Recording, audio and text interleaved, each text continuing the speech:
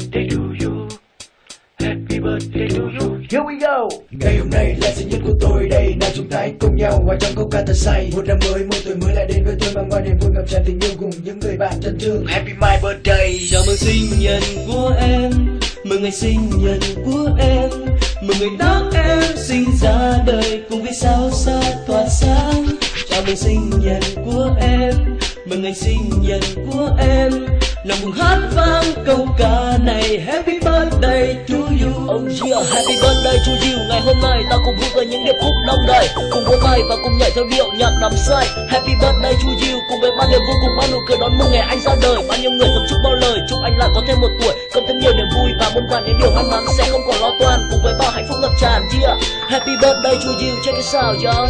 Và ngày sinh nhật của em ngập tràn trong ngàn mến thương, thật hạnh phúc say trong tâm hồn, bạn bè tôi luôn ở bên. Lại một sinh nhật nữa sang, phải vượt qua ngàn khó khăn, nào cùng bước tiếp trên con đường những năm qua mình đã chọn.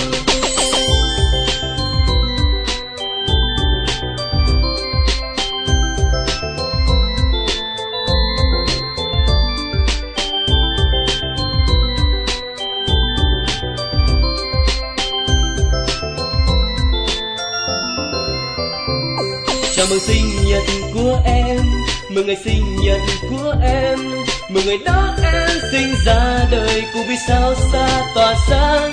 Chào ngày sinh nhật của em, mừng ngày sinh nhật của em, nào cùng hát vang câu ca này. Happy birthday to you.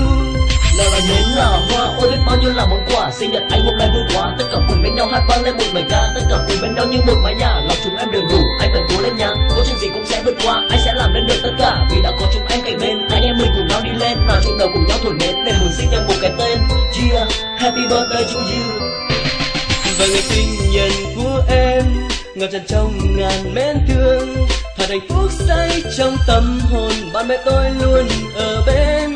Lại một sinh nhật nữa sang, phải vượt qua ngàn khó khăn, nào cùng bước tiếp trên con đường những năm qua mình đã chọn. Hey, một tuổi mới đã sang, tôi sẽ phải làm những gì đây? Ngày qua ngày vẫn đêm mây trong giấc ngủ say, để cho đến một ngày mới tìm thấy lối ra trong ngàn con thuốc đến vui, để siêu biết lên một ngàn khúc ca. Vẫn từng ngày này nổi tìm được lối ra cho cái cuộc sống vô cả đang dần đầy trên đời ta. Hãy cố gắng, hãy quyết tâm, dù ngày mai có muôn ngàn trở ngại trong gan, nhưng ta sẽ vượt qua tất cả vì tương lai ngày mai. Cùng cố lên nha.